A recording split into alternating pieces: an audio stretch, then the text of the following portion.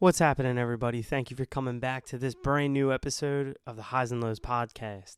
Sit back, relax, and I hope you enjoy.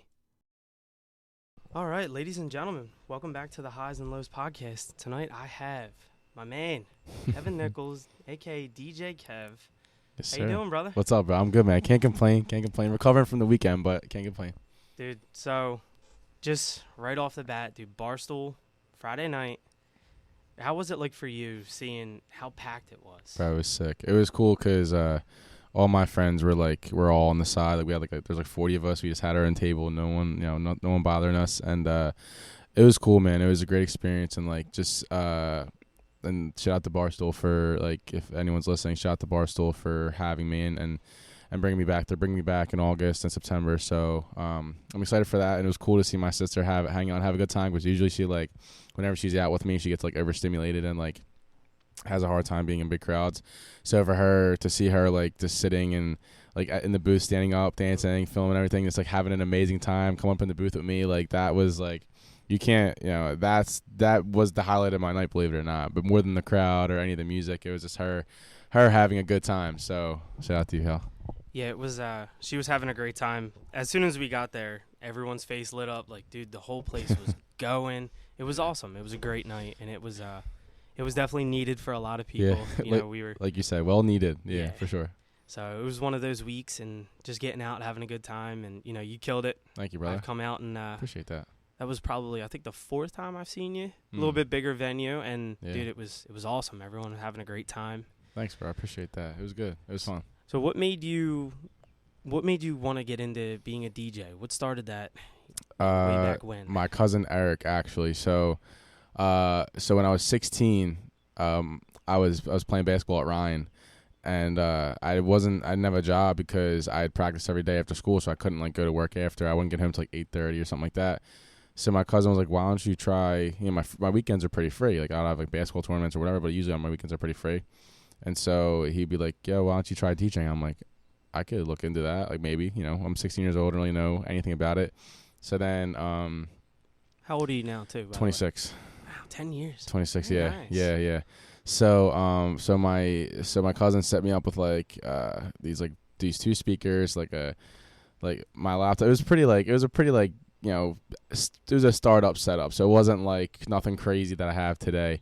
But now, so I started, my first gig was, this girl on my sister's basketball team's Sweet 16 party, and ever since then I just really got curious and and you start small. You start small, and ever since then I just been just doing it consistently and haven't really had full-time jobs. I had one full-time job this year, and I quit the beginning. We mutually parted ways in the beginning of this year.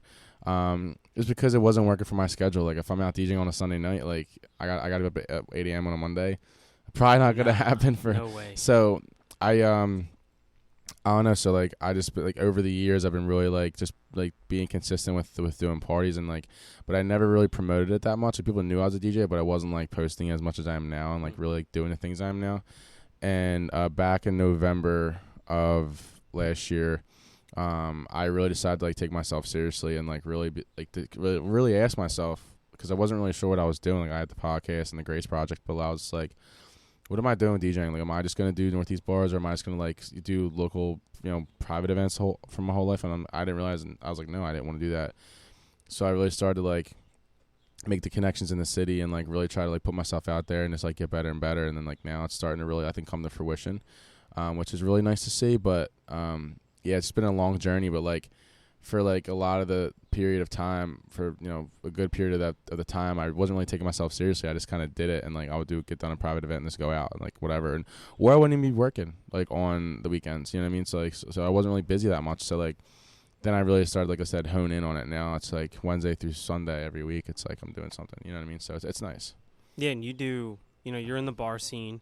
I know I've seen you do weddings. You do almost everything. You got your hand in it all. That's awesome. Yeah, try to be diverse. I think being diverse is super important, especially for music choice too. You know what I mean? So. Yeah, and you've made some pretty big friends in the DJ scene. I've seen you. You had was it Jimmy Six was there on Friday? Yeah, Jim. Yeah, Jim pulled up. Shout out to Jimmy Six. He's a homie. That was cool. Yeah. And then I know you've talked about, Sev One. You've talked to Smooth, right, when he had his Smooth tea. Yeah, Smooth's a real good friend of mine. We got connected probably a little over a year ago. I had him on the pod with 9, probably like a year or so ago. I forget, but we got connected, and just been really good friends ever since. Jason White, shout out to Jason. I've really got connected with people in the city, and like they're just really good people, and like I love being around them, and they make me a better DJ. They make me a better person, because like I like to be around people who want to do better for themselves, and because you are some of the people you surround yourself with. So I try to really make it an effort to put myself around good people and people like them, especially in the nightlife industry, and making those connections really helps my career as well. Yeah, especially like you just said, being in the nightlife. You are the nightlife. Mm-hmm. You're in the bar Wednesday through Sunday, and a lot of them know the game. If you're in the nightlife, you're gonna have drinks coming up. You're gonna have this, and I know you've talked about before. Yeah. You did dry January. I did. Which I was doing so good up until Friday. I had 20 days no My drinking, bad. and then someone had to play a really good location. And I had to go. Were you out. planning on not drinking that night? No, dude. As soon as I decided to go out, it was like, see ya.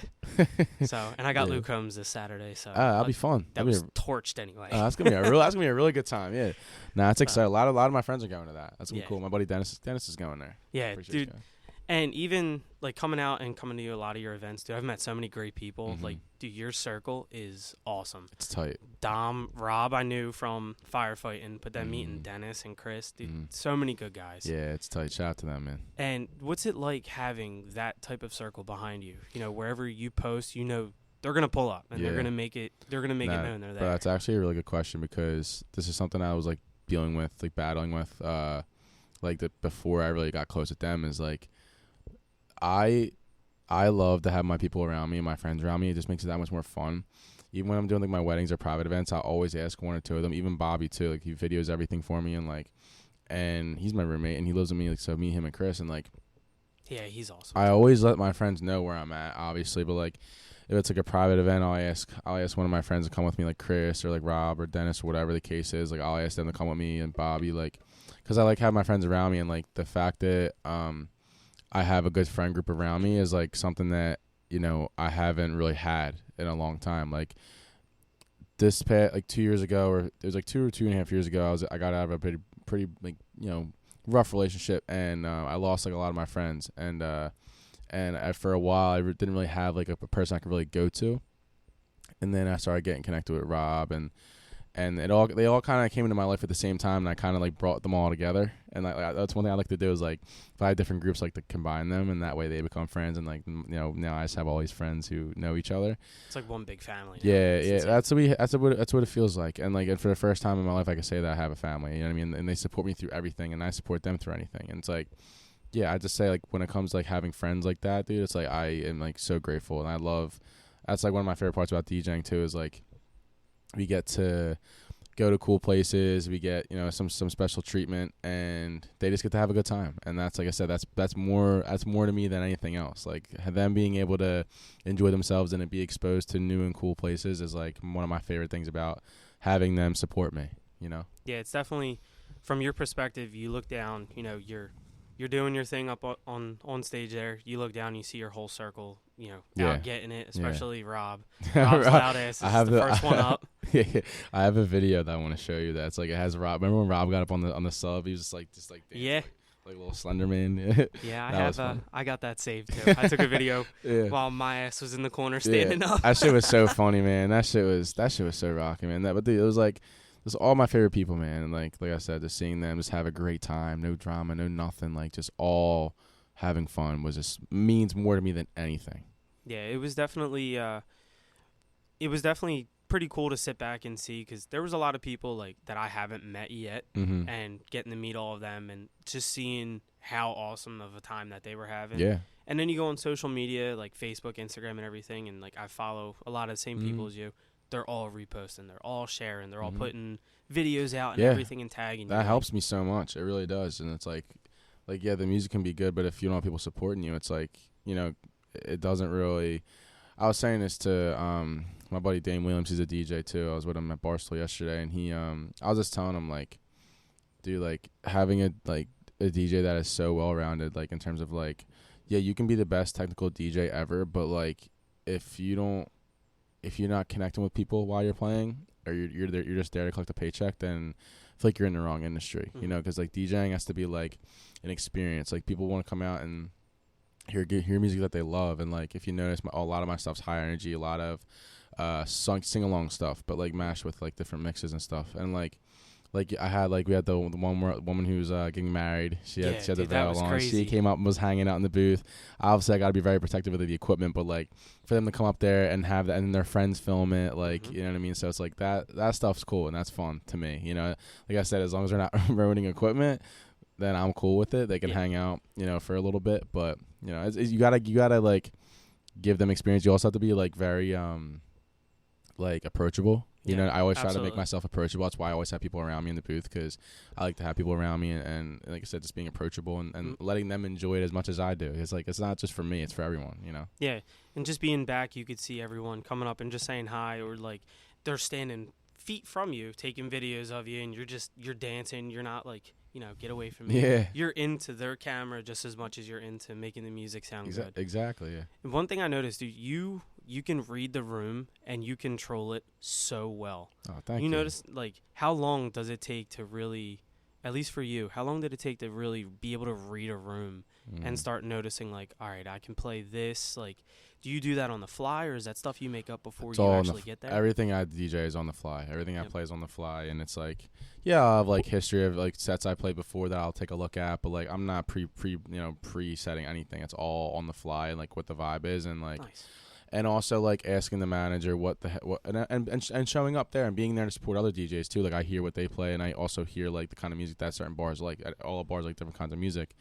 But yeah, no, I'll just like. One thing I always do is when I meet the workers, I ask what they like to listen to. That way they can enjoy themselves, and that way, because when they're enjoying themselves, they're putting on a smile for the people who are there. So it's creating an environment, you know. But in terms of reading the room, it's just like. It takes time, and you also have to like have it. I feel like and like understanding like what certain people like. I always take requests. Like that's something I always do. I'll always listen to a request. I might not necessarily play every single one, but if it doesn't fit the vibe, but like you know, I'm gonna at least listen to it, and then maybe if I can work around that. Like for example, at Brew, I had a woman be like. What did she say? She was like, "Can you play? She's like, can you like play something, sing along, and like turn it up?" And I was like, "Everyone's jumping right now." I was playing Starship, so everyone's jumping. Nice. But what I did was I realized she said she loved Taylor Swift, and she's an older woman. She's a little older, and probably in her 40s. But she was like all drunk, having fun with her friends, like their birthday, like or something like that. And so she's like, "Can you like let's get it rocking?" I was like, "Give me a second." And I put on a Taylor Swift. Blend with like an Avicii song, like nice. The Nights, and like everyone was singing it, and she looked at me and she's like, I was like, yeah, I know. I was like, what's up? That's a little, you know. And so she was hanging in the booth with me, and she was dancing and whatever. It was fun, but like, I feel like that makes you better, you know, when you keep your mind open, and that goes with like anything in life too, like just keeping your mind open to what people have to say. I mean, it be good or bad, you know. I always listen, and so I think that's what ultimately helps me read a room, and if you're, and I'm not trying to get too technical, but like if you see like. A group of guys who are there for their, you know, bachelor party or something like that. Like, and the guy asked me for Drake. I'm gonna know right away that they like the hip hop. They like that type of throwback vibes. Like not like, you know what I mean. So it's like I was throwing on like the motto, but it would be like a dance remix. You know, it's stuff like that. You take what the crowd gives you if they ask for something, or also you see what people are dancing to. You know, I've been playing for 10 years, so it's like I kind of have an idea of what works and what doesn't, and it's all about reading the room. You know, like differently. You know, dude. So. One thing you said is about the bartenders. So, quick little story. Me and Dom go up to get drinks Friday night, and it was like probably like the halfway point, and all the bartenders were dancing. The one male bartender, I wish I remembered his name. Dude, he was getting it. Yeah. And he was like, dude, this dude's fucking killing it. Dom looked at me. I was like, someone likes it. And he was making drinks and dancing. He was doing a little bottle flipping, like a little bit of that flair bartending. Yeah. They were all loving it. That's awesome. It's definitely huge if you can get the bartenders into it. Like then. Well, that's you're exactly doing what good. I just said. Like they're having fun, so that you guys see they're having fun. They're not there just to have a job. They're there to have fun. And like when they're doing that, then you guys are seeing that, and you're telling me this story that you saw, and that probably made you put a smile on your face. You're like, yeah, that's my boy up there, or oh, like they're having fun. Oh yeah, like, oh you're doing them shots. Let's you know what, fuck it, let's get 2 more. Like you know what I mean? It's like it's all like a butterfly effect, and it's like I said, it's all about like not necessarily playing what you want all the time, but like I've grown to enjoy the music that I play. Like I genuinely love every single one that I play. Yep. So it's just like like I said, creating a fun vibe. You know what I mean? Yeah, exactly. So what's one place that you would say you want to be able to play at? Whether it's a short-term goal place or like a long-term goal place. So if we're staying in Philadelphia, I definitely want to get a shot at Wicked Wolf. I think that's going to happen soon, just depending. We'll see what happens. But I don't know. The Wicked Wolf would be fun. I want to try that place. Morgan's Pier, definitely. I think we'd have a good time at Morgan's Pier. And then honestly, like, something me and my friend Jewel have been talking about a lot is like expanding and like playing and like I might have a gig in September in Tampa. Very nice. I'm looking to really branch out and not keep myself in one place because I've kept myself small for a long time for different reasons, and I think that like now I'm really starting to figure myself out and like it's all coming together. So I'm really, and in terms of like a specific place, I mean I love to play in Vegas, I love to play in them, but I know that I need a little bit more time and experience. But that just takes time. It all comes with time, experience, and like not rushing yourself, and Yeah, absolutely. So in the beginning, you were saying how you love music, this, that, and going back and forth. Obviously, you've been doing this for a while. So I listened to one of your older podcasts. What does the song "Free" still mean to you? That's you're killing it with the questions, dog. It's a good question. But free to me, obviously, I made it for my sister. I'm actually getting back into music now. I'm actually working on some more house stuff that I can sing and play and play at my bar, at the place I play at. Nah, dude, free to me is like, and it's still true today, like, it's like you're not free until you love yourself. And that's just like, I tell it to all my friends too who are dealing with like relationship stuff and issues and everything like that. And like, I'm like, and I always say, me and my friend Jewel were talking about it. She was like telling me she wants to like kind of want to be in a relationship. She wants to find somebody. I told her, Jewel, I'll be honest with you, like I feel like you right now at this very point, you are very fortunate that you have a lot going on for you, and I think your best bet right now is to just put your head down and go for it. And and see, and because if for me, when it comes to like a relationship, I'm not in a relationship, and I tell myself that if I can just put all this effort into me and get myself right and be confident in myself and my ability and this who I am as a person and like and everything that I'm working on, if I can put everything into that, because once I love myself and someone comes into my life, I'll have the confidence enough to maintain that relationship. Because I feel like a lot of times people get in relationships to find find validity, I guess the word is, and that's something, that's why I wrote the song for my sister, because I feel like that's something she struggles with. And I feel like if you can find the love and confidence in yourself, you can walk into any room and know that like I know who I am, and you're not trying to just fit in, like you are.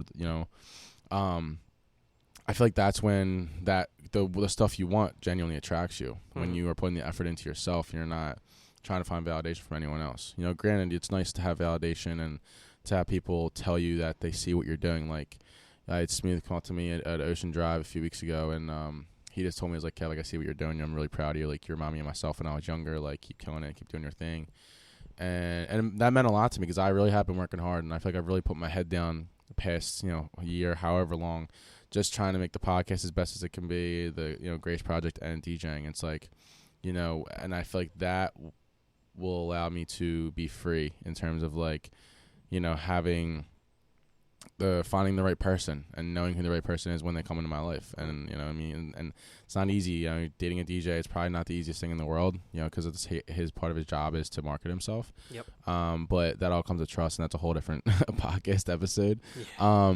But nah, dude, to be free, man, it still holds true today, and I think it holds true even more now, just because it's, being free is loving yourself and allowing life to happen with you and not against you, or people get in victim mindsets. And I think when you're free, you just take everything when it comes at you, and you just figure it out. Yeah, and you're definitely doing a great job. Thank you. You're really rolling with everything. You mentioned the Grace Project. You mentioned being a DJ and also running your podcast. Dude, that's most people can't handle one thing, and you're over here like, yeah, I do all three. What's up? Trying to, man. I just like, I love it. I like you said, you talking about how much you love podcasting. Like, dude, like, I love it just as much, and I didn't know what a podcast was when I first started it. Like, Yeah. I didn't know what it was. And I don't know, dude. I truly enjoy what I do, and I've been able to, and you'll learn this as you get along your podcast journey. Is like when you realize that it's like it affects people's day-to-day lives, and they enjoy it, and it's like they love it, and I talk about it every single episode whenever I have the chance to. But this woman who lost her son to an overdose a few Christmases ago told me that she falls asleep to the podcast, and she genuinely looks forward to it. And so that stuff like that, you hear stuff like that, and you realize like, wow, like I created something out of nothing, and someone enjoys it like that. It's like it makes you want to push even harder, and that's why I invest everything I can into it.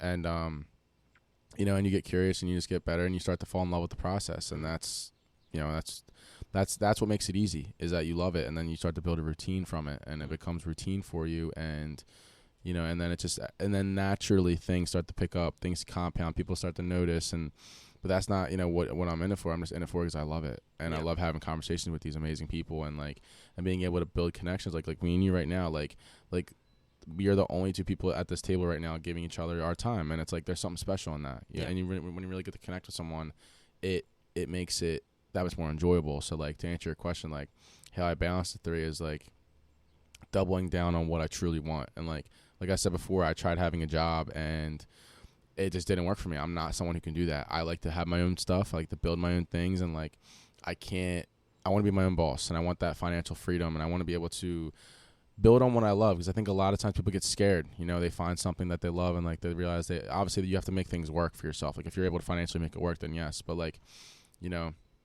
for me, I decided instead of getting a job, why not I just double down on my DJing and go all in on that, and then have free time during the week to go to the gym or go do podcast or do Grace Project stuff. And it's like, if you find what you love, it's easy.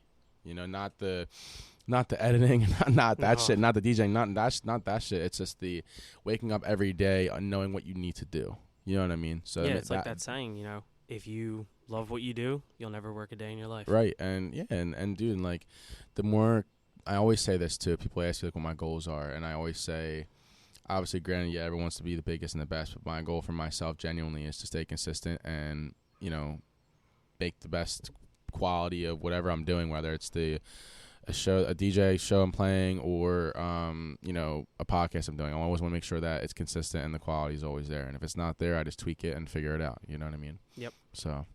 Yeah, definitely something big that you touched on with the woman who lost her son. I've heard you say that before. It's one of those things where if you make an episode and you can make one person happy or make one person feel good, dude, that's it. Mm-hmm. And that was that was my biggest goal with this. Mm-hmm. If at the end of the episode, if someone can go, wow, I related to that, or wow, I smiled during that, dude, check. Yeah. I don't care how many views it gets. Yeah, exactly. The numbers don't matter, bro. They really don't, because like I said, when you're putting the effort in, the consistency, people start to notice. They may not support you to your face, but behind the scenes they will. And you know what I mean? Or if you know what I mean? It's like I said, it's all about just staying consistent until that one moment happens where you get your break. You know what I mean? Exactly. Like, so like I'm manifesting this now, and I'm saying it on record, and like I haven't really talked about it to anyone yet. I'm at a meeting with him tomorrow or Wednesday. Episode 100. I'm looking to film at Xfinity with Brian Dawkins for episode 100. Yeah, I'm meeting with him Wednesday.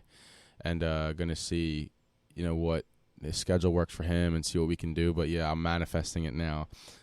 So we'll putting it on paper. We'll see what we'll see what happens. But so like, but to think that I started off like in my mom's loft with my friend Nick, like talking about life, sipping wine, to having conversations with people like this, it's like, it all comes from consistency and the curiosity that builds throughout your journey. And it's a journey no matter what, no matter how small or big. And like I said, I always tell like people like who are just starting out, like I'm still starting out too. Like it's just stick with it. If you love it, stick with it. People will notice, people will see it, people will check on it. You know what I mean? Like, don't worry about the numbers or what's going on. Like, just stay consistent and just put your head down and work, man. I always tell all my friends that, like, no matter what, just put your head down and work, and like, and the rest will take care of itself. You know what I mean? Yeah, absolutely. You're a prime example of that. You know, you're coming up on 100 episodes of the podcast. Mm-hmm. Starting out as someone who didn't even know what a podcast was. Right.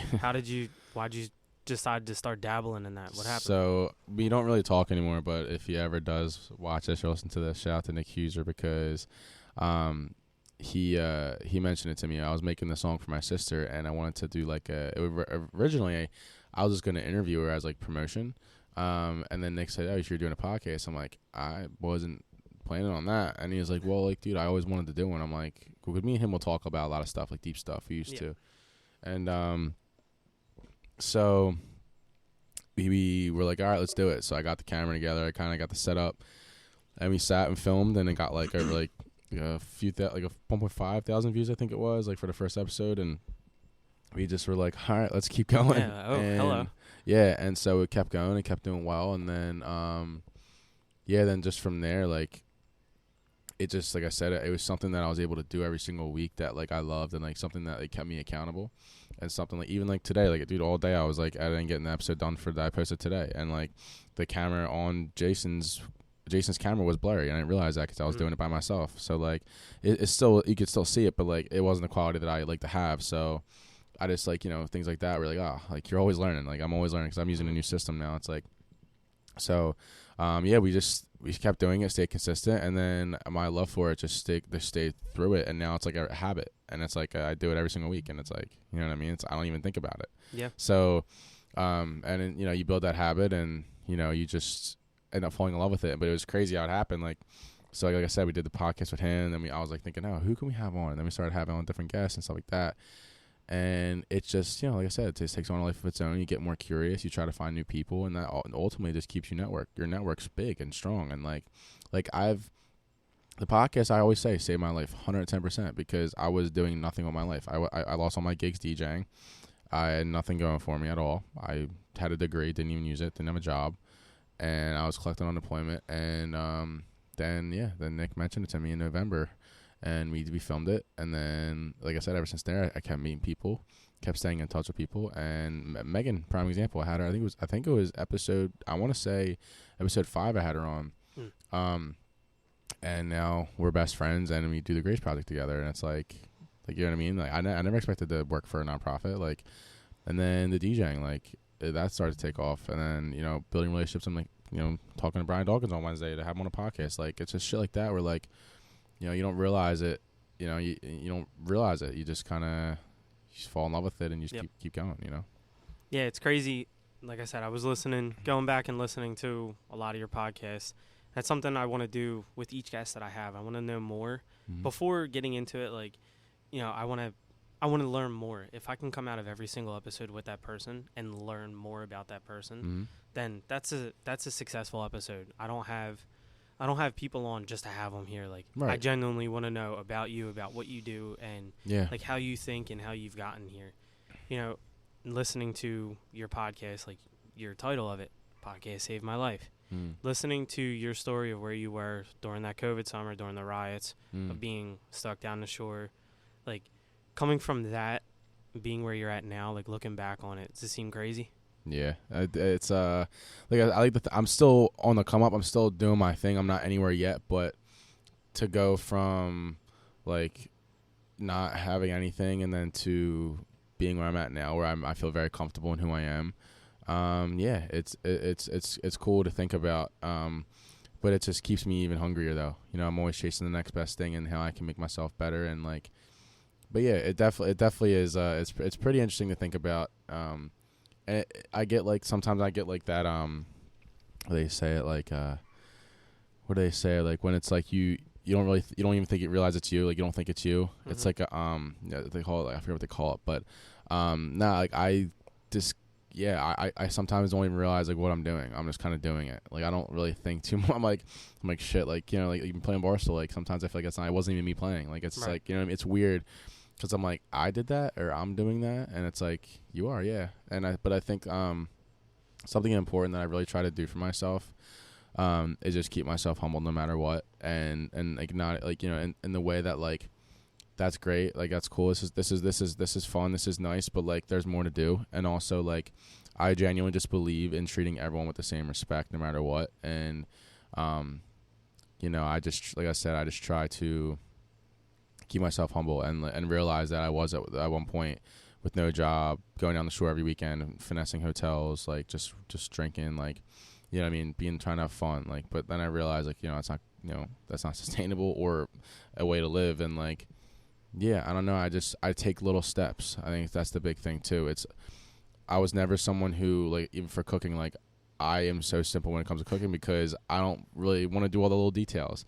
But you realize that the little details are where are going to get you to where you want to be, and then it all kind of just hits you at once. And like, you know, like starting down the shore, I came home, and then I made a song, and then after that, I wanted to interview her. Then I started to put one podcast episode, and then it's every single thing that just compounds into something bigger, and you know what I mean, and stuff like that. So I feel like it's just like, yeah, in the grand scheme of things, it's great to look back and think, but I realized that, and also too, getting curious about moving out of the house. Like, I moved out, and I had like no money, and I was like, how am I gonna get money? And then like I figured it out. I just, you know what I mean, I got a job and like was able to sustain myself. And you know, you just build little steps. It's just little questions you constantly ask yourself, like, how can I get out of this house that I'm living in? I need my own space, I need my own privacy. And then it's like I said, it's just the little things. It's just compound. And then obviously, yeah, you look back on 2020 in the summer when you're not doing anything, you're dealing with the shore, you know, you're down the shore and whatever. It's just like, it's all compounds, man. It is, to answer your question, yeah, it is cool to think about and crazy to think about, because I in a weird way, I'm proud of myself, because I, you know, could have got stuck where I was, and I just chose not to, you know, and I figured it out. You are humble and hungry. That's crazy. You having a successful platform, and I can say that because I've been following your podcast for a while. Thank you. And looking at your DJing and everything like that, you're on the rise. You're becoming exactly what you set out to be. And it seems like each episode you're getting better. It's each even change of scenery. What am I saying? Like, each location you play at, you're getting better. You're drawing that location in now. And it's insane just seeing little by little by little how much you're growing, and then you come on and it's like, yeah, I'm doing it. I'm not there yet though. Yeah, it's I'm not here yet. That's genuinely how I feel, you know, because there's always people who are doing more than you, but at the same time, like, I don't get jealous or even like, I'm really not like that. Like, I really like to celebrate other people's successes too, and like, because I understand that if I work hard, that I'll have that success too. And it's just, you know, and the things happen for you when you don't expect them. As long as you just stay, as long as you see what you're going and you try to do what you want, what you're setting out to do, the rest works itself out. Because you know, don't get bitter, get better. That's what I genuinely live by. And I also believe in being seen, not heard. You know, just because if I'm doing something great, like, or something fun or cool, like, yeah, I'll do a promo video and pictures, like, yeah, but like in a way that's like, oh, we're having fun, not like, oh, look at me, like, because I don't believe in that. I don't like that. Like, ego, the death of ego is imperative to being successful. I truly believe that. And like I said, because someone told me something very wise that I always took in and I internalize, is that the same people you see on the way up are the same people you see on the way down. You know, so if you're on the way up and you're doing your thing, and like you all of a sudden you think that like you're God's greatest gift to earth, life has a very, very crazy way of humbling you. And if you're being mean or disrespecting those people and not, you know, appreciating those people, and you're on the way down and you need something and you're gonna ask them. I remember when you were a dickhead to me that one time, you know. Absolutely. So it's just, I truly believe in being kind to everyone. And DJ Nine, shout out to him. He told me that, and he just told me, he's like, because I was asking him like advice, because he's out with Pauly D now, he's doing all these things. I'm like, dude, like how do you reach that? And how do you, like, how is that like something you can acquire? And he's just like, bro, just be a good person. Just be a good human being. Be kind to everyone. And you know what I mean? Just be genuine and be kind. And like, I've really internalized that. And also too, like, everyone has their thing. And I think a lot of times people I feel like a lot of people, and this isn't to be disrespectful, but I think it's like a lot of people are racing for second place. And something I've tried to pick up for myself is to find ways that I can stand out, whether that's in nightlife or in podcasting or in nonprofit stuff. I always try to find ways where I can stand out. So instead of like wanting to do what this guy's doing, I'm like, why not just find a way for me to make it better or make it different or make it my own?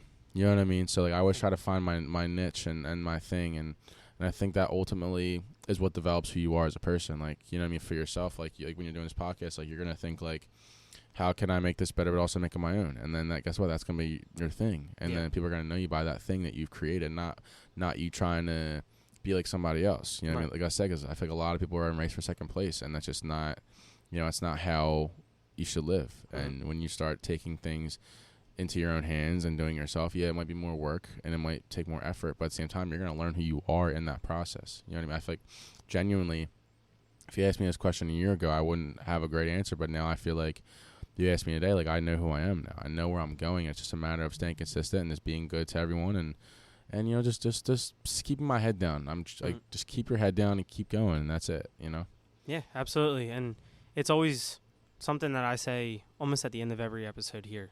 Be a good person. That's the last message that I want to leave everybody with, is just be a good person. And it's always about being the best version of you. That, that brings out a lot in other people. Even if it doesn't, there's a lot of negative people out there. Yeah. If you're the best version of yourself, that's all that matters. It doesn't matter about anything else. I saw I'm trying to remember, but I saw a TikTok today, and it was a pretty good point. He was just talking about like how, like, if you're honest and you always try to be honest, like, and truthful, like, you're gonna be a lot more comfortable in yourself, because you're not gonna have to remember what you said or anything like that. Like, if you're just honest and honest with yourself, and just, like I said, like you said, like, just staying hungry, like, you'll figure it out. That's super important. Is just finding what can fuel you and keep you going, and just staying hungry while you're doing it. Finding new ways and also helping other people out. I genuinely believe in. It's funny. So Chris, we're coming back from the wedding in Seattle that we did, and it was like insane. It was awesome. It was a great time. And I brought Chris and Rob and Dom with me, and Bobby was filming it. And on the way back, Chris was like, "Bro, like, you don't owe us anything. Like, I don't know why you're bringing us these things, or like, whatever." Like, it was, and I was just like, dude, like, honestly, like, you're helping me too. Like, I'm not like you being there, like, helps me, because like, I have fun with you guys. I want to have fun. I'm not in it just for myself. Like, I always like to take care of people when I can, and like, if I have the ability to take my friends to a cool ass fun wedding, like, absolutely. Then like, it's just more fun for me. And like, you don't owe anyone anything, but I think if you have the ability to help someone out and you have the ability to take care of people, I think you should. And that's just like how I love to live. And like, because I also believe that stuff comes back to you. Being a good person, being, just being humble and just helping others out when you can, like, that stuff all comes back to you. And you'll never know how or when or why, but you'll know why, but you won't know when or how, but it always does, And like I said, like, that's just how I try to live my life every day. Because, dude, I was at a point where I had no friends, and I had, like, I was dealing a lot with my past relationship, and like, I felt so small in that moment, and I told myself that I'll never let myself feel like that again. And so that's why I've been putting all this work in, and like, now having people around me that I care about, and having friends that truly love me and I truly love them, it's like, I don't ever want to lose that. And I'm just super grateful to have them. So like, I like to, in ways that I can show them, is by doing stuff like that and inviting them out, and they're coming out, and if they're coming to the bars, they're spending their hard-earned money on me. So like, it's my job to give them the best time that they can. So like, if I want to give my friends a fucking table, excuse me, if I want to give my friends a table, I'm going to. And if I want to bring my friends to a wedding or something, I'm going to. Just because if I have the ability to do that, then I'm going to. Yeah, absolutely. And one thing you said is about changing lives, giving back and being a good person. That's something you do every week, every Thursday, which, dude, I want to get out in the worst way. I have apprentice school every single Thursday, and it kills me. That's why when I went through all my clothes, I told Dom, I'm like, dude, take this to Kev, please. Hell yeah. Like, that's my little bit. I appreciate that. Dude, like, and dude, like, when you done that, 2 years. 2 years? I'm only in my second year. I still got 2 more left. Okay, so. I know. Do your thing, bro. But like, Nah, I mean, and there's different. There's like you said, donating clothes. That's a way you can help out too, and like we'll get you out there eventually.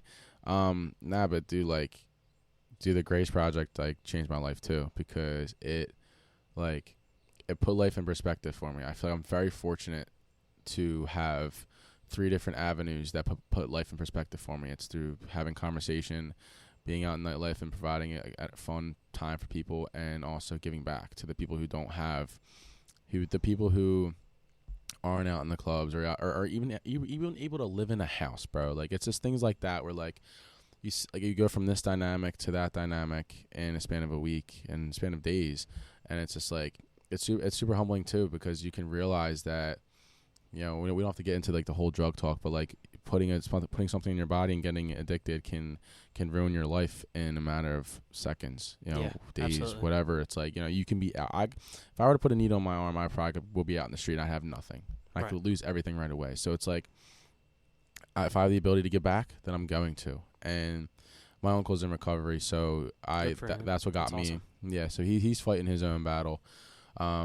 But that's why I got into it in the first place, is because my uncle was in recovery. He's in recovery, and it took a huge toll on my family. And I told myself, in any type of way, if he can see me doing something good, hopefully I can get him in the treatment, or hopefully that can get him clean and sober again. Yep. But yeah, nah, bro, that stuff's super humbling, and that puts life in perspective too. Like I said, because it was funny. Like I always say that, like to all my volunteers, like you're all gonna have a moment where you were out there and you help someone and you get really emotional. I've gotten emotional sometimes out there. Like sometimes I've had to go behind my car and just like kind of let a few tears out, because you just realize like the pain that's out there and like the hopelessness. But Grace Project tries to provide that, and that's because of Beck and Cohen and what she started.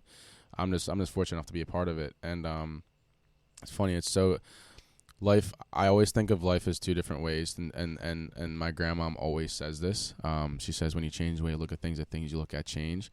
And that quote changed my life, because it's all about how you look at stuff and your perspective. Like in the span of 2 weeks, so probably maybe a year ago or 6 months, however long ago, I had one old guy who wanted to get in the treatment. He's an older guy, probably in his 70s, and he just said that he's like, I want to get in the treatment. And I was really like, all right, let's do it. Let's get you in there. So one of our volunteers, Mark, drove him, and he said, wow, it's so exciting. I get to like go fishing with my friends again. Like I get to go back out again and like see the world again, and like, simple things like that. And because he chose to, and I said, listen, man, it's your second chance. This is your opportunity to really do this. And I haven't seen him in Kensington since. So hopefully he's out there and, cleaning and going fishing. And like, then, and that was the time I got super emotional at that time, because I realized like it's cool. It hits you, because you're like, oh wow, I really changed someone's life. And then what's it called? The following week, I had a guy out there who just said, nah, like this is it for me. Like I'm like, do you want to go into treatment, sir? He's like, honestly, man, like nah, this is it for me. Like he just kind of chose to kind of like lay down, and and it's 2 perspectives. It's 2 different ways you look at it, and they're around the same age, and it's just like one person's mindset was different, and the other one's is a different mindset. It's different, and it's like, but you also don't realize to like what a person's feeling. So that's why another reason why I always try to be kind is because you never know the eternal battle someone's struggling with. Yep. You know what I mean? So it's like, you like someone like that who just wants to give up, and there's someone else who doesn't, and you know what I mean? Like stuff like that. You just never know what someone's going through. Like everyone that we know is fighting something. And if you have any ability in this world to provide someone a little bit of happiness, whether, like I said, it's in my case through music or conversation or Grace Project, I believe you should do it, and do it the right way, Yeah, absolutely. That's awesome. Getting to do that, like, I look forward to seeing your snaps and seeing like all the people that are out there just helping. That restores a little bit of faith in humanity. Yeah. There's people that are going down there, which if a lot of people don't know, it's down in Kensington.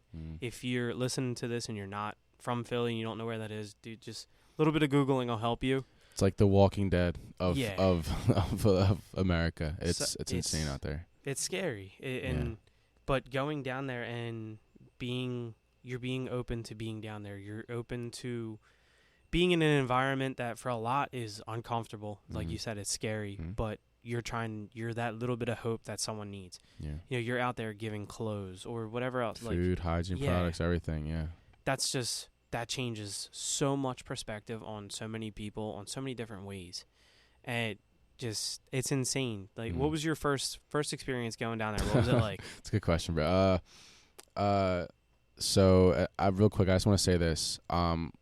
Looking back from 2020 to now, I realized that I taken out things that are bad and replaced them with things that are good. And when you do that and you do it consistently, it becomes a habit. And when you build that healthy habit, it just fuels you and it keeps you where you need to be. And like, so for me, it's a habit to like I said, I don't I don't think of myself as like someone who does these things. I really don't. Like, it's a part of me now. Like, every Thursday I plan on going out. And if I can't make it out from DJing, whatever the case is, I always try to figure it out for, to get that going. But it's like you replace the bad with good. If you're constantly putting yourself in these positions, it's going to become a habit. And then ultimately it's just going to become who you are. And then people are going to see that and they're going to want to be a part of that. And they're going to want to come give volunteer, give clothes, and it all helps for a bigger movement. But to go back to the question you just asked me, my first time out in Kensington, it was after the podcast. Meg was like, "Yo, you should come out to Kensington," and she just started it. It was like pretty new, and I was like, "You're out of your mind." I was like, "Hell no, bro, I'm not going out." But she was like, she's like, "Yeah, like you should come out and volunteer." So probably like a few months later, I ended up going out, and dude, I was like, I was in like shock. Yeah, I was in shock. It's just people just putting needles in their bodies right in front of you. We didn't have a van at this point. We were doing it out of the back of her car, which is like it was like a Prius at the time, and we're just giving food out and food and clothes. Not even clothes at this point either. Just food and like snacks and like juice boxes and like with like there was like 7 of us, and we were giving out just giving stuff out to people on the corner of K&A and like just providing a little bit of hope for them. And then that first experience was, like I said, I was in shock, but I knew I needed to be there. And I don't know why or how God put me in this position to be there, but I am. And, and like I said, I don't really remember because it's just all just blurred to me because I'm there all the time. And it's like, you just realize that you need to be there and you need to make some sacrifices and you need to make time for it. And that's why I'm very fortunate with the way my life is going. I have free time, my work is at night. So during the day I have a lot of time to do things. And like, remember one of the days, in the group chat, someone asked if they can go find their daughter, and she was out there. So she reached out, sent a picture, and she's like, cause she wrote like a suicide note and all that stuff. So I gave it to her mom. So I knew I was on a time. So I went out all day. Because I had free time all day. I got out of my bed and went.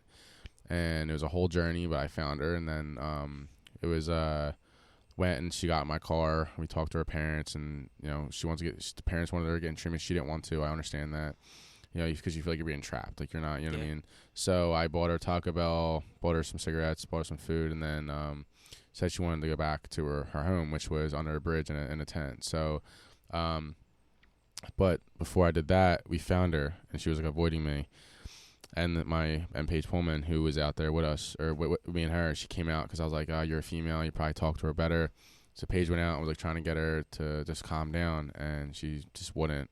And I was getting pissed off because, like I said, like she's being very disrespectful, and I saw her outside the one corner store, and I said, listen, what do you want right now? I was like, I'm not getting you into treatment, like, because she's like, you fuckers, like, oh, I'm like, yo, I'm here because I want to be here. Like, right. I'm not getting paid for this shit. I'm here because I want to be here. I said, what do you need right now? She's like, I don't have a good pair of shoes. I'm like, all right, get in my car. Let's go. And so we got in the car, went to Target and Walmart, and I bought her clothes, and I bought her shoes, and I just bought her everything she needed just because she needs it. It's what she needs right now. Right. She was able to open up to me about losing her boyfriend. And like I said, you don't know why people are acting the way they do or why they're mean. Like, you can't be mean back. I was stern, not mean. I was stern.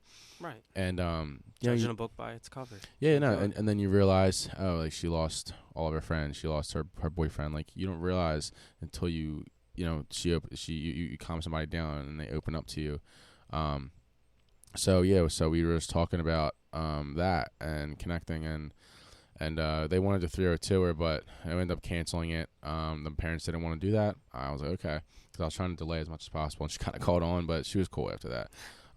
So I took her to Taco Bell, and then I took her back to her place, and I thought I failed because I'm like, she's not going to treatment. I'm like, I failed. And then the mom called me and said they picked her up that night, and then I haven't seen her since. But, like, it's things like that where, because of the way my life is right now, like, I have a lot of free time and, like, and having, like I said, opportunities to do that. Just because, not because, I'm this great person. It's because it truly humbles you, and you can realize that at any second you could be in that same position. Yeah. You know what I mean? You can be at that point where, I don't have anywhere to play. I don't have a house. I don't have family who care about me. You don't have these things. So like I said, anytime you can give to people like that, you need to. You should. Yeah, life can hit quick. Mm-hmm. Whether it's, job, relationship, anything. COVID. Life hits hard. COVID. A perfect example, bro. Like I said, what did I say? I lost everything. I Yeah. lost all my gigs in a span of a week. Yeah. I thought I had all this planned out. I had all this money coming in. Nah. Oh, sorry, we got to reschedule. Oh, sorry, we can't do it. Yeah. Crazy, Yeah, luckily, COVID was crazy for me as well. I was coming towards the end of my time with the military, and even that, that was a little bit of an income. Each month, granted, it was only a weekend, it was only a couple $100, but still, that's an income. Something, yeah. That got shut down. Hey, you're not, I was a reservist. How'd you adapt? It was bad. Actually, I went down a bad rabbit hole. It was before my son, and I was drinking a lot. Bad, dude. No gym. Couldn't do anything with the military. I still had firefighting, but it was, spaced out. Couldn't be there with all my brothers. And I was working in a gun range, but we were on a really flexed schedule. So if it was like a skeleton crew, basically. There was a couple of us here, minimal hours. I wasn't even getting 40 hours a week. Damn. It was it hit everybody differently. But during that time, my coping was alcohol. Yeah. I didn't have that outlet of the gym. I didn't have anything. And a lot of my friends were getting really sick. So it's not like I couldn't even be that little naive person that I wanted to be fuck this, I'm going and doing it anyway. Right, so you had to look out for them too. Yeah. And then all of a sudden it was well, hey, you got a newborn. You can't do that now. All of a sudden it was boom, inside my house, even more. You think your fatherhood has changed you? Dude, immensely. Looking at myself now and looking at the person I was before he came into my life, dude, I hate the old me. But something that I've heard you say, something I've heard a lot of people with platforms that have gone through that moment, the old me died. As soon as I held him, dude, that person was done. And looking at it now, it's he genuinely saved my life. Because I was going down a bad path, just had the wrong crew around me. I had some really good friends that they've been with me since then, but it's no one that mattered left. Everyone that mattered stayed with me and really pushed through it. When I decided, all right, I'm not doing this crap anymore. I'm not associating myself with this group. I'm going to start focusing on doing myself and getting better and being a better person and being the best father I can. It was oh, well, fuck you then, bye. Yeah, and then dude, and just by taking that and really channeling that, it brought you to some really good people. Yeah. Yeah, it brought, it took you to Barstool with 40 people that you got to be introduced to. It's little things like that because you were really able to take what you wanted and go for it, and you decided to be a very good father and take your life a bit more, I guess, seriously, for lack of better terms, and really channel that. And then that, surround yourself with good people, because the energy you bring out is what attracts people. You know? Definitely. It was one of those things where COVID was a blessing in disguise. So it took me away from a lot of those people. It gave me my son.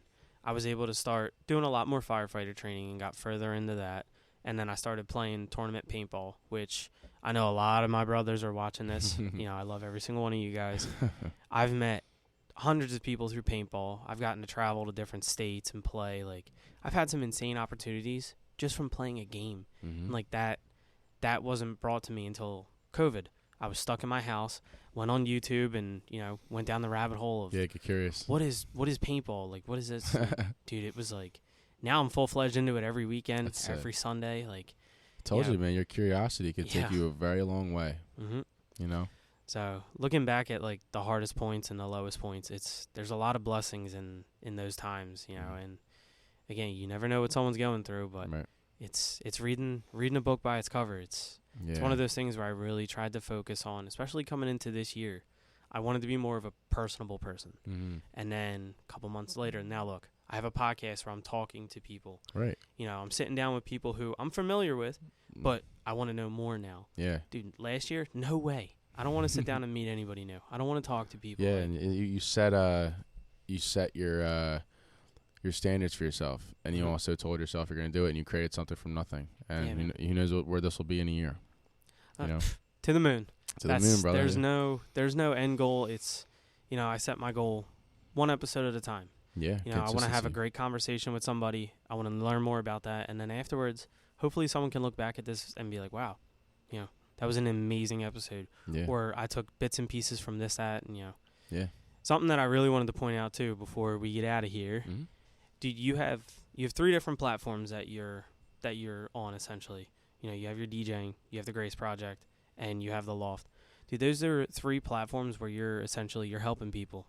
You know, DJing, you're bringing out the best in people through music. Through showing them a good time. You have the Loft where people can come, they talk about their stories, they talk about who they are, what they've been through. And those are people that not many people would have known, you know. Right. Or you're looking at it like, wow, I can relate to that. Mm-hmm.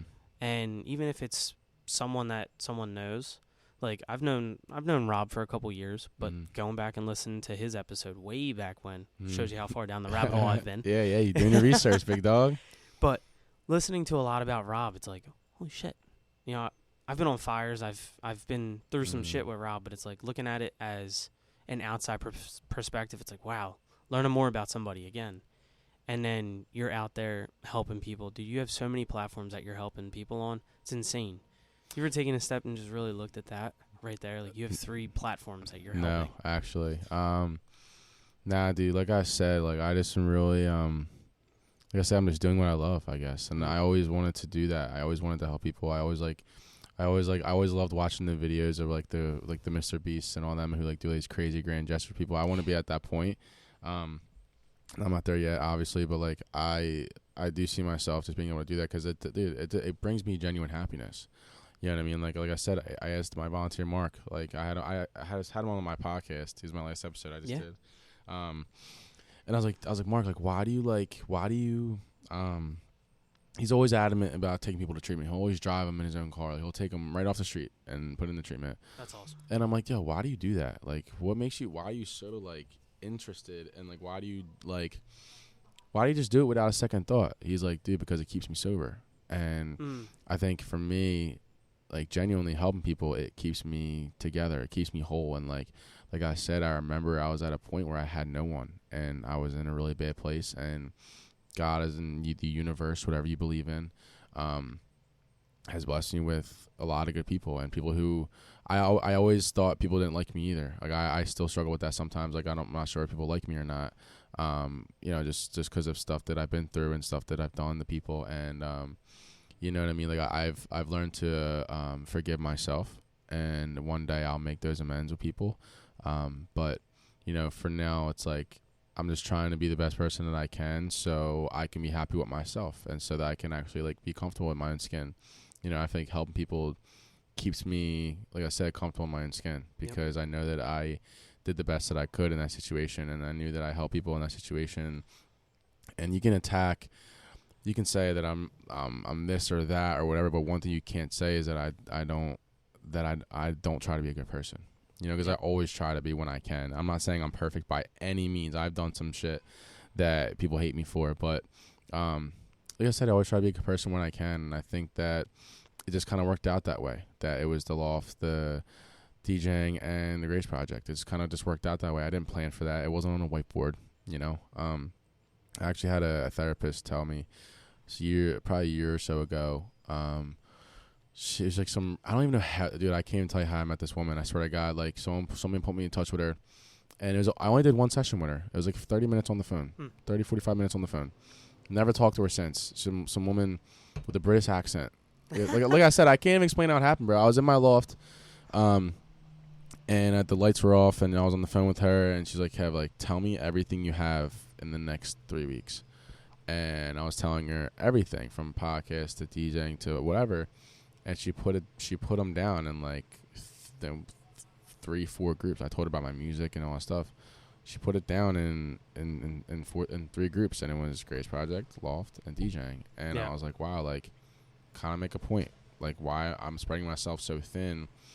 But like, if I really just embrace what I have in front of me, that can just lead into other things. I can build off into other things, and like, you know. So I really just tried to push those as much as I can, and let the universe do its thing. You know, like I said, like, I've actually I gotta get back on this, but me and Meg, the founder of the Grace Project, I'm actually doing the 12 steps with her.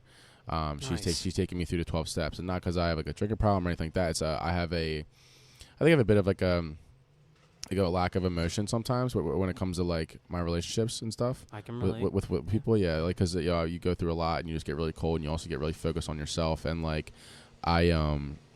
so one thing she told me is to put your how you say it? Like, you put your faith in the universe to do its thing. Yeah. You know, as long as you make your amends and you are a good person, you let the universe take over from there, and you put your trust into something else, and there's something higher than you and greater than you.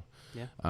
You know, because when you try to control the outcomes, you end up, you know, inadvertently not getting the one you want. You know, because when you lie and you don't tell the truth, what you're doing is you're usually manipulating a situation to get the outcome you want. But when you're truthful and you're being honest, you're letting the universe work. You know, if you're honest and you're good and you're genuine to people, the universe is going to work itself for you. You know, instead of trying to lie, be toxic, be mean. You know, you're trying to control an outcome that you have no control over. So you're just gonna drive yourself nuts. You're gonna come off as a bad person, and you're gonna hurt people. Yeah. And there's things I can work on with hurting people. I think in my terms of like my love life, might not be the best, but like when it comes to everything else, I try to be as good as I can. But you know, like I said, there's things I need to work on. I'm not perfect by any means, but like I said, like when it comes to those 3 platforms, like, it kind of just happened. Yeah. You know, it just kind of happened. It kind of just came into my lap, and I'm running with it, you know. That's awesome. Mm. Yeah, man. That's, you know, I would say if anyone's really looking to really start something, you know, you're a great example of it. You jumped head first into all 3. Yeah. Not knowing what a podcast was, boom, you're coming up on 100 episodes. Yeah. Starting out from your cousin telling you, oh, maybe you should do a DJ. Yeah. Dude, you're booking every weekend. I know you got something going on. Mm-hmm. And you also just started Tap In, which, dude, that playlist. Yeah. You like it? Man. It's a good house show, right? Dude, it's even at the gym. Like, I like stuff upbeat, going. Like, it depends on what I'm hitting that day. But, dude, that's such a great playlist. Thank you. And, you know, I know you said you got some music coming. No spoilers here. But I'm excited for it. You know, Thank you, brother. You're a creator. You're talented, and you have that talent. You've grown that insane talent for it all, and it's awesome, man. Thank you. And, you know, I wish you the best on everything. Like, I'm going to be there. I'm coming through whenever I can. Always welcome. And, you know, I'm excited to see where you go with everything. You know, the Grace Project's growing. The rap is awesome on the van. Thank you, brother. Dude, that's huge. That was such a cool moment, man. Yeah. Like, that was such an emotional moment. So, and, you know, I wish nothing but success for everything. Thank you know, you. I'm going to have you back on because this conversation was let me banging. Know. Yeah, let me know. And, yeah, man, where can everyone follow you? You know, Instagram, whatever else? Yeah, so you can check me out on Instagram at Kev Nichols _. Yeah, you can check my website out, djkeventertainment.co.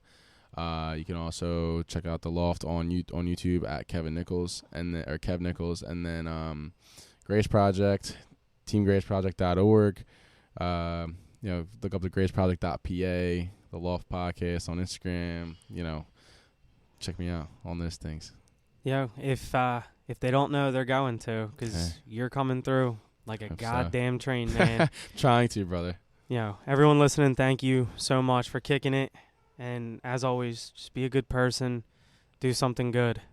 Yeah. Appreciate it, brother. Well, with all the highs and lows. Yes, sir. Thanks for having me, brother. I Absolutely, appreciate it. my man. My man.